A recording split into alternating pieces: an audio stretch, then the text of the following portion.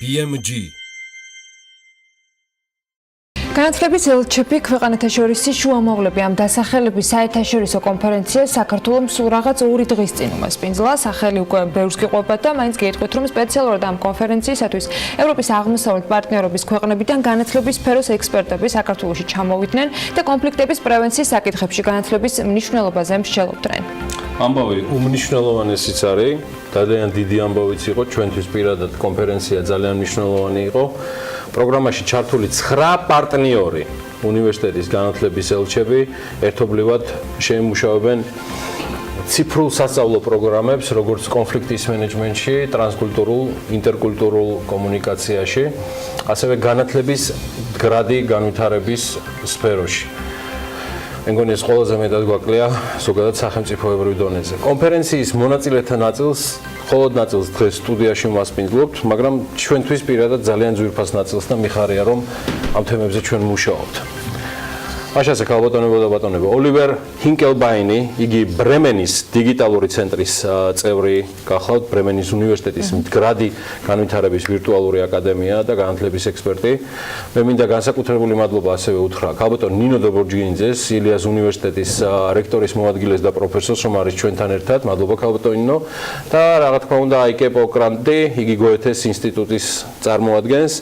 პროექტის განათლების ელჩები, ქვეყანათშორისი შუამავლების ხელმძღვანელია იმ პროექტისა, რომელზეც ანამ შესავალი გააკეთა და მე სულ ცოტა დამიტოვა სასაუბრო, მაგრამ მაინც რაღაცები საინტერესო. ცოტა სტუმრებსაც დავუტოვეთ სასაუბრო, სწორედ ამ კონფერენციაზე ვისაუბრებთ გეგმებზე, მის მიზნებზე და განხორციელებაზე და მოდი დავიწყოთ რას ეხებოდა. Okay, დავიწყოთ იმითი, რატო გადაწყდა ეს ყველაფერი? რას ეძღვნება ძირითადი მიზნები და რამდენად შთამბეჭდავი იყო? ანუ ერთგვარად შესავალი საიმისოთ, რომ მე უკვე ძირითად თემებზე და ჩვენ კითხვებზე გადავიდეთ. Sometimes looking at the world right now, you think, oh, ზოგჯერ როდესაც სოფიოს აკვირდებით, ვამბობთ, რომ ძალიან ბევრი კონფლიქტი ხდება დროის მოკლე მონაკვეთში და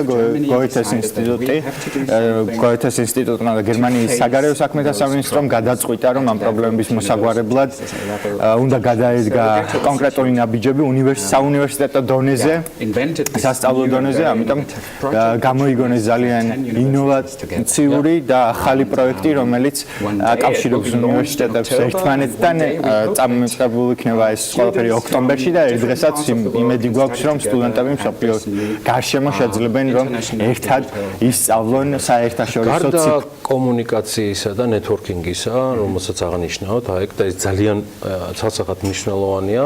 იმავდროულად საუბარია დიჯიტალიზაციაზე და იმავდროულად ზოგადად განათლების მიმართულების მდგრად სტაბილურ განვითარებაზე. მდგრადი და სტაბილური ეს შემიყვარდებოდა რას წარმოვიდგენდი, მაგრამ ეს არის ალბათ ის ყველაზე მეტად, რაც მგონია რომ გვაკლია. აქ რა იქნება კონტრიბუცია ამ ტიპის ღონისძიებების და კონფერენციების, იმიტომ რომ ეს არ არის მარტივად ნეტვორკინგი მხოლოდ და ძალიან მაგარი ამბავი რომ ზრუნვა სტუდენტების და მომავალ კომუნიკაციაზე. ამისთვის რა კონტრიბუცია გაიღო ამ ტიპის კონფერენცია?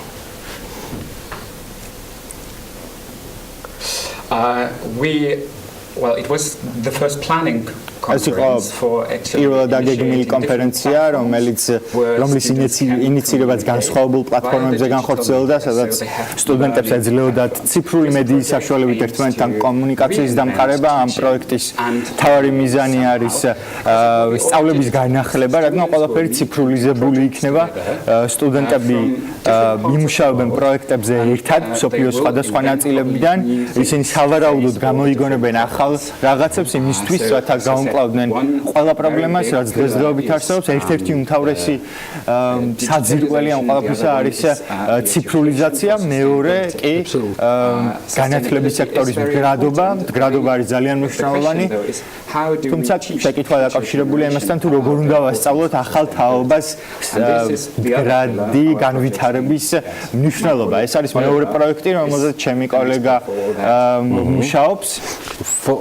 Be honest, Oliver, გულწრფელი რო ვიყო, დიჯიტალიზაცია დღესაც ერთ-ერთ მთავარ გამოწვევად მიმაჩნია საქართველოში, როგორც ინფრასტრუქტურული თვალსაზრისით, თუმცა მაინც ყველაზე მნიშვნელოვანი გახლავთ ის, რომ დიჯიტალიზაცია იმდენად სვლადია, იმდენად პროგრესულია და იმდენად სწრაფია, რომ ამისი აყოლა და მიყოლა დროში, მე მგონი ყველაზე მნიშვნელოვანი გამოწვევაა, რაც ნებისმიერ ქვეყანას, მაღალ განვითარებულსაც ან განვითარებადსაც, თუნდაც როგორც საქართველოა, აქვს.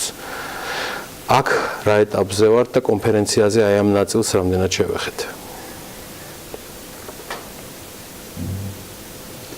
That's a very good question. ძალიან კარგი შეკითხვაა. As you said, the როგორც თქვით, ციფრულიზაცია დღეს ახალი მიმართულებით მიდის.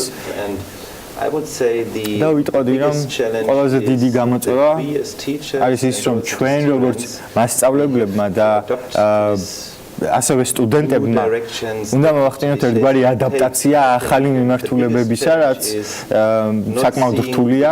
დიდი გამოწვევა დაკავშირებულია იმასთან, რომ არ აღვიქვათ ახალი მედია როგორც უბრალოდ საშუალება, არამედ მექანიზმი, რომელსაც აქვს ინოვაციისა და ჩვენ ცხოვრებაზე ზეგავლენის უნარი. I'm sometimes very critical about digitalization. ძალიან კრიტიკულად ვუყურებ ციფრულიზაციას, რადგან ხშირად ვხედავთ ციფრულ მექანიკას, ციფრულ საშუალებებს, რომელმაც წესით უნდა გააუმჯობესოს არსებული სიტუაცია, მაგრამ უკვე ეფექტი აქვს ხოლმე. ამიტომ აუცილებლად უნდა დაუსვათ საკუთარ თავს შეკითხვა, როგორ შეგვიძლია ამ მექანიზმების გამოყენება. და როდესაც ციფრულიზაციის საკითხი დგას უკვე უნივერსიტეტებშიც, როგორ შეგვიძლია გავაუმჯობესოთ სწავლების პროცესი და შევცვალოთ ფაქტობრივად მთელი მექანიზმი. დიახ, მესმის, რასაც ამბობთ. At the same იმავდროულად თქვენ წარმოადგენთ ბრემენის უნივერსიტეტის გრადი განვითარების ვირტუალურ აკადემიას, გარდა იმისა, რომ განათლების ექსპერტები ბრძანდებით.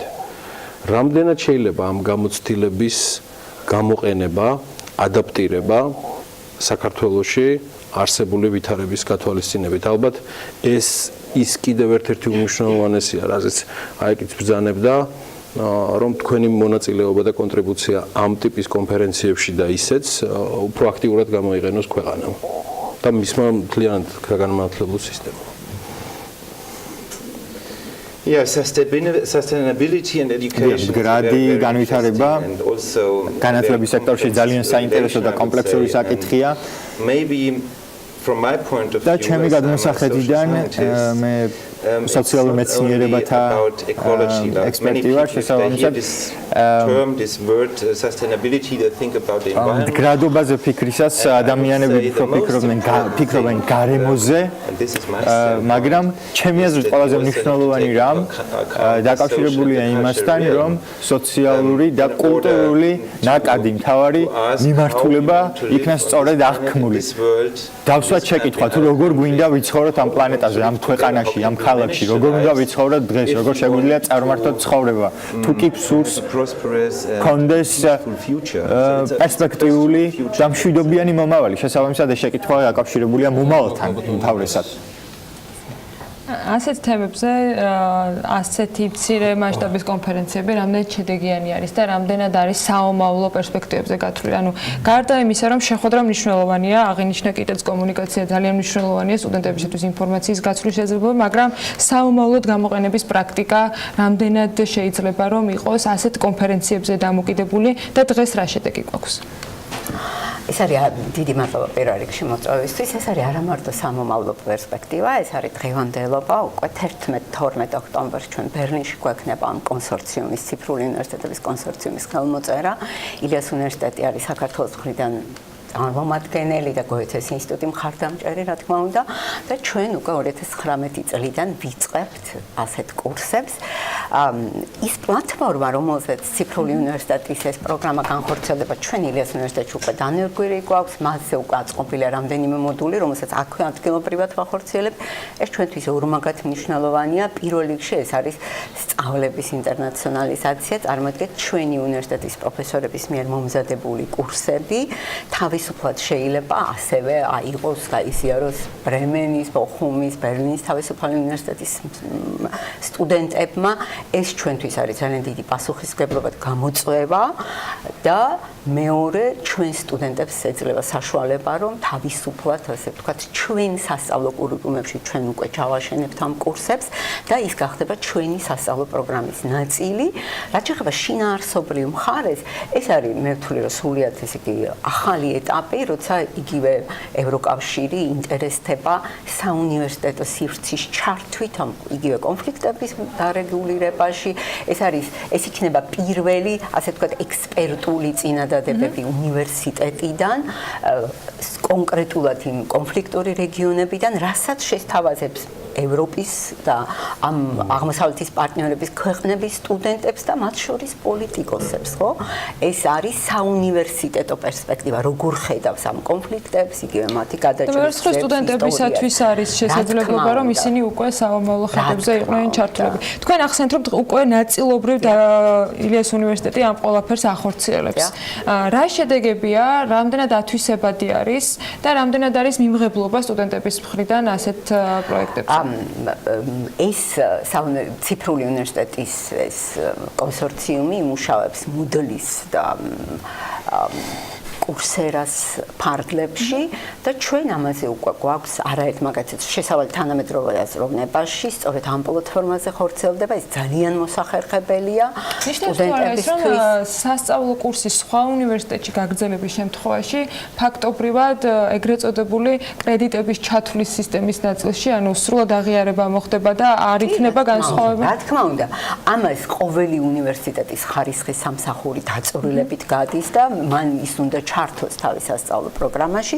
ორივე თვალსაზრისით, როგორც შინაარსის, ისე ტექნიკური თვალსაზრისით, ჩვენ უკვე გვაქვს საერთაშორისო დაღიარებული სამაგისტრო პროგრამა სწორედ რეგიონალურ კვლევებში, რომელსაც გლაზგოს უნივერსიტეტთან ერთად ვახორციელებთ და თანაბრად, როგორც გლაზგოს უნივერსიტეტი, ისევე ჩვენ გავცემთ ამ დიპლომს, ანუ ისინი ნაწილს ემესატარებენ ჩვენთან დანარჩენს იქ და ეს არის სწორედ, ასე ვთქვათ, დაინტერესება, ამიტომაც მოხდა, რომ ჩვენ უკვე გვაქვს გამოცდილება ამაზე, Erasmus Plus-ის ფარგლებში ხორციელდება ის და ეს უკვე არის არა ერთი კონკრეტული პროგრამა, არამედ გახსნილი პლატფორმა, რომელშიც შეუძლია მონაწილეობა მიიღოს არა მარტო ამ პროგრამაზე ჩარისხულმა, არამედ ყველა უნივერსიტეტის, ილიას უნივერსიტეტის ყველა სტუდენტმა და აი მეორე პერსპექტივა არის განსაკუთრებით მნიშვნელოვანი, აქ ერთი პატარა, ასე ვთქვათ, სამართლებრივი პრობლემაა, საქართველოში ონლაინ სწავლება არის ძალიან შეზღუდულად კანონის დონეზე დაშვებული. ჩვენ უკვე დავაყენეთ ეს ინიციატივა გოეთეს ინსტიტუტის მხარდამჭერი და კონსორციუმის მხარდაჭერით განათლების სამინისტროს წინაშე რომ მოხდეს ასე ვთქვათ ამ საკანონმდებლო ბაზის დახვეწა. იმიტომ რომ ეს ძალიან მნიშვნელოვანი იქნება. მივყვებით ამ თემას გოეთეს ინსტიტუტთან და ილია უნისთან ერთად. ძალიან სასიამოვნო. ისე ქავტონო რაც არ არის დარეგულირებული ან აკრძალული ან ასახული ის დაშვებულია და ესე მივყვეთ ამ ონლაინ სწავლებას ესე ჯობს და მე იმედი მაქვს რომ მთავრობის წარმომადგენლებიც აკვლევებიან. ურმესი მადლობა ბრძანებისთვის. სულ მალე ამ ძალიან საინტერესო ინტერვიუს ოლივერ ჰენგელბაინთან, ბრემენის დიგიტალ ცენტრის წევრთან და ბრემენის უნივერსიტეტის მდგრადი განვითარების ვირტუალური აკადემიის წარმომადგენელთან, იგი განათლების ექსპერტიც გახლავთ, ნინო დობროჯგინძესთან, რომელიც ილიას უნივერსიტეტის რექტორის მოადგილე გახლავთ და აეგ პონკრატთან, გოეთეს ინსტიტუტის პროექტის, აი ამ პროექტის, რაზეც ვისაუბრეთ, განათლების ელჩები, ქვეყნათშორისი შუამავლების ხელმძღვანელი, ნახავთ bm.gz-ზე. ძალიან საინტერესო თემაა და ამ თემას როგორც აღნიშნე მივყვებით კიდეც.